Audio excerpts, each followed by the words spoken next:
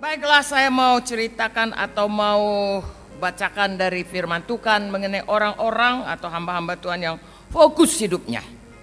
Lalu kita bisa meneladani mereka. Ini dituliskan supaya kita bisa meneladaninya. Amin. Bukalah Alkitab kita 1 Korintus 10:13. Ialah pencobaan-pencobaan biasa yang tidak melebihi kekuatan manusia.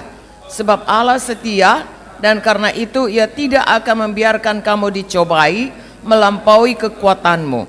Pada waktu kamu dicobai, ia akan memberikan kepadamu jalan keluar sehingga kamu dapat menanggungnya. Amin.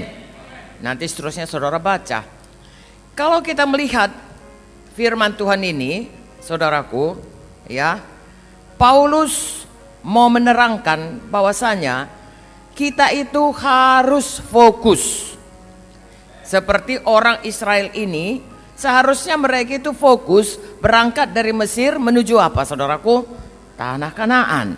Tapi kita melihat berapa banyak hal ya yang membuat mereka dialihkan, sehingga akhirnya mereka kebanyakan dikatakan di sini berkubur di padang gurun. Kenapa? Karena tidak sampai ke tanah Kanaan.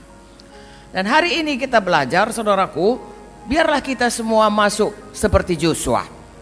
Ya, bagaimana kita bisa melayani ya 2-3 generasi, saudaraku. Generasi manapun kita ditaruh Tuhan, biarlah kita fokus kepada Tuhan. Haleluya. Ya. Jadi di sini dikatakan oleh oleh Paulus mengenai bangsa Israel ini. Semestinya mereka itu dari mulai mereka lepas dari tanah Mesir, harus matanya memandang kepada tanah Kanaan. Karena janji itu sudah ratusan tahun bagi mereka. 400 tahun yang lalu itu dijanjikan kepada Abraham, ya, kepada anak cucumu, dan kepada mereka itu sudah diberikan. Itulah waktunya mereka lepas dari perhambaan. Seharusnya mereka itu tidak menyia-nyiakan kesempatan itu, dan mereka fokus kepada janji Tuhan itu. Tapi sayang sekali, saudaraku, satu generasi itu berlalu tidak memilikinya. Ini diterangkan, dituliskan tadi kita baca, dituliskan supaya kita belajar pada zaman kita ini. Tapi bagaimanapun kita melihat prinsip di sini, kalau kita fokus, kalau bangsa Israel ini fokus untuk masuk tanah Kanaan, mereka pasti bisa. Haleluya. Nah, buktinya Joshua dan Kaleb. Ya, apapun kata orang, saudaraku, mau dilempari pun dia dengan batu, dia tetap berkata kita bisa masuk tanah Kanaan. Mari kita bisa, mari kita masuk. Haleluya. Apapun jadi tetap puji Tuhan. Karena dalam kita percaya, dalam kita patuh, nanti kita lihat selalu ada seperti orang Israel ini. Ada musuh menyerang, ada kurang air, ada kurang makanan, ya, ada kehendak daging.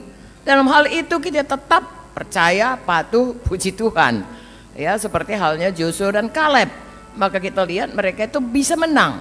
Tapi kalau mulai hilang itu, ya, hilang percaya seperti orang yang 10 pengintai itu, maka dia akan binasa, kalah.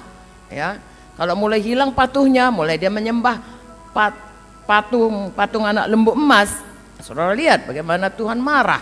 Ya, kalau mulai bersungut-sungut, tidak memuji Tuhan, datang ular tedung. Jadi paling tidak saya dan saudara sepanjang hidup kita fokus kepada Tuhan, selalu percaya, selalu patuh, selalu bersyukur, memuji-muji Tuhan apapun keadaan kita. Amin. Kalau kita lihat dalam Alkitab ini, saudaraku, ya, sepanjang zaman mulai dari Adam sampai nanti Maranatha, orang yang berhasil, hamba Tuhan yang berhasil, ya, pemimpin yang berhasil itu adalah pemimpin yang selalu fokus pada panggilannya.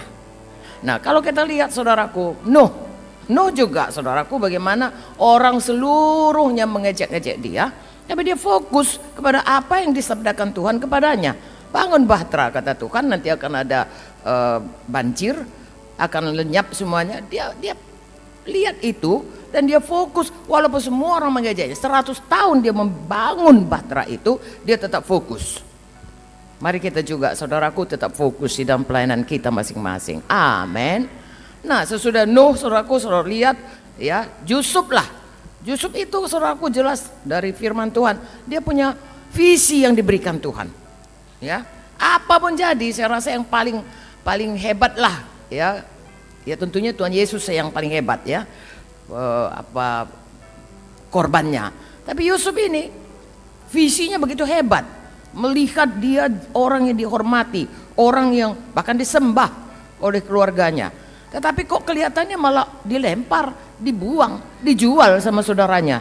Landingnya jadi budak ya di rumah Potifar ya, dengan besi budak itu saudaraku, ngikat dia. Lalu kemudian sudah pun begitu masih lagi dianiaya, difitnah, masuk lagi penjara.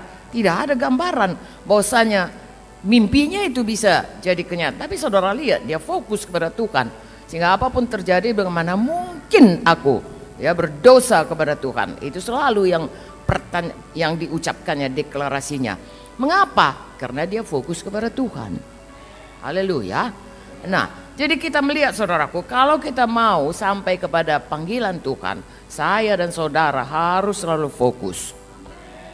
Fokus kepada Tuhan. Bisa juga kita fokus pada diri kita. Ya, misalnya ada satu goal, katakanlah goal gereja besar. Nah, goal gereja besar itu bisa goal Tuhan untuk kita, bisa goal diri kita. Jangan goal diri kita.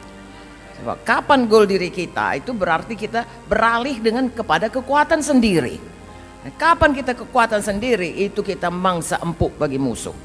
Ya, kita harus selalu fokus kepada apa yang dikatakan Tuhan kepada kita. Hari ini tetapkan hati kita untuk sungguh-sungguh fokus kepada Tuhan. Amin. Haleluya.